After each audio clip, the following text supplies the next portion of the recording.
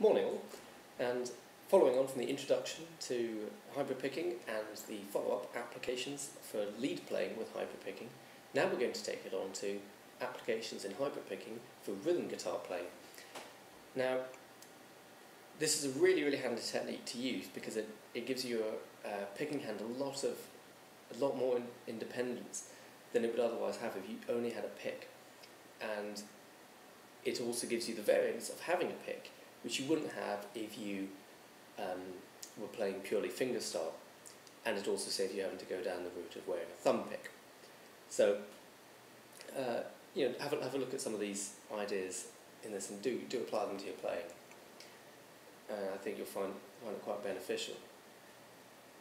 The basic ideas with hybrid picking. I'm not going to go down the whole route of Travis picking. That's a whole another specialist subject that can't be done justice in a video. If you're not familiar with Travis picking, it's a sort of country technique which is marvellous use of interdependence on the guitar. And what you essentially do is you play a muted bass line with a pick like this.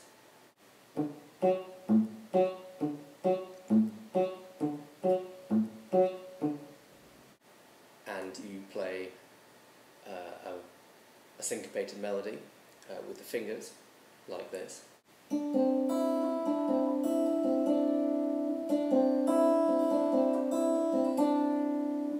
then, through some sort of smoke and mirrors and probably some sort of witchcraft, you try and put them all together while patting your head and rubbing your stomach, and hopefully something vaguely musical turns up like this.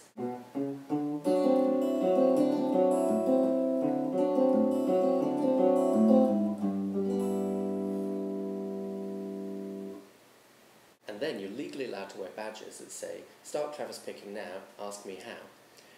But we're not going to go down that route. We're going to look at slightly more pedestrian or even useful applications of hybrid picking. So to begin with, we're going to have a very quick look at a very nice shuffle pattern that we can use. It's a very common one to use. And the advantage of hybrid picking this, because it's the sort of thing you might see someone like Stevie Ray Vaughan doing, or John Mayer now, or any of those, Matt Scofield, some great blues players. But if you hybrid pick it, it's a more sort of Robben Ford type thing. It allows you to sound all the notes simultaneously, which is a tremendous advantage. It gives you the chance to make it sound slightly more keyboard-esque, which is always worth experimenting with. So have a look at this. What it is, it's A mixolydian, so it works over an A7 chord, and we're barring at the 5th fret.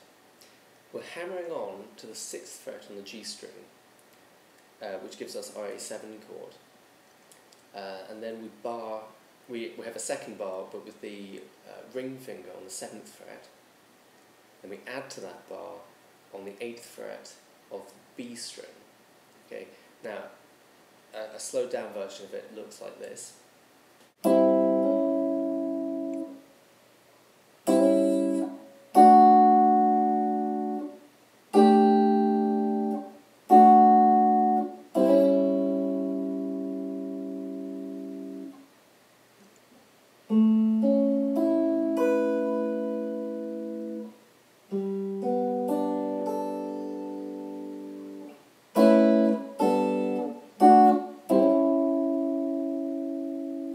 When you've got the hang of it and you start to get comfortable with it, it should sound like this.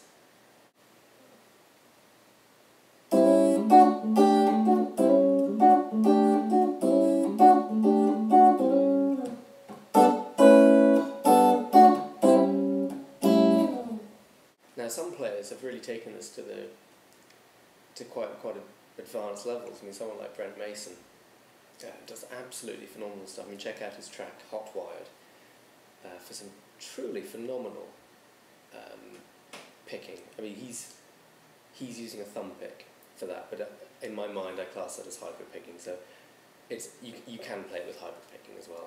That's just his preference, but it's amazing playing. Carl Verheyen, a huge favourite of mine, does great ideas with this, and Eric Johnson does a lot of great riffs with hybrid picking. so definitely worth checking out. Following on in that vein, here's a little idea which is really inspired by Eric Johnson and Carl Verheyen, and it's largely the form of an improvisation, but I'll break down the basics for you. It's essentially in C# Dorian, and I'm really thinking of it in terms of C# minor pentatonic, and I'm just adding the 9th and the 6th in there, the D sharp and the A sharp. But to give you an idea, we're basing it largely around the C# power chord on the 9th fret, and what you can do with that is you can hammer on and pull off the dyads on the 11th and the 9th frets there. So on the A and D strings, pull off to the 9th fret, and then the D and the G strings, and I'm playing a pedal note on the low C# with my pick, and I'm doing all the dyads with my fingers. And that means I can mute the bass note, and it feels almost like you've got two guitars playing it. Another nice Eric Johnson type idea is the use of open voice chords. In this particular one, I'm doing a sort of, would it be a C# add 9 without a third, and in E9 without a third, which is voiced around the 11th fret on the D string, the 9th fret on the B, and the 11th on the E. And we take that exact same shape, this is a very common shape for Eric Johnson, and we move it up to the 12th position, which gives us the E5 add 9. And you can play it with a pick if your muting technique is good. But again, as with the shuffle part, the advantage of this is we can make it all sound simultaneously. Or we have a lot more flexibility with the notes. So here's a quick demonstration of it, followed by it at performance.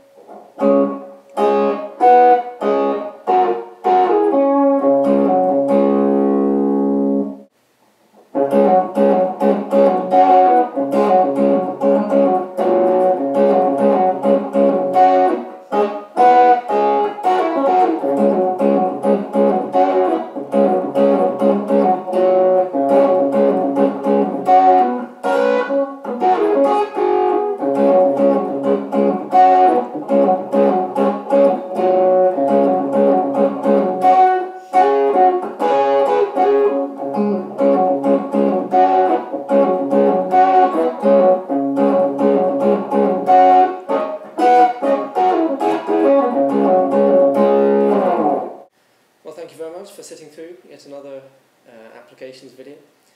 I hope you've got something out of it. Please let me know how you get on. And once again, thank you very much for watching.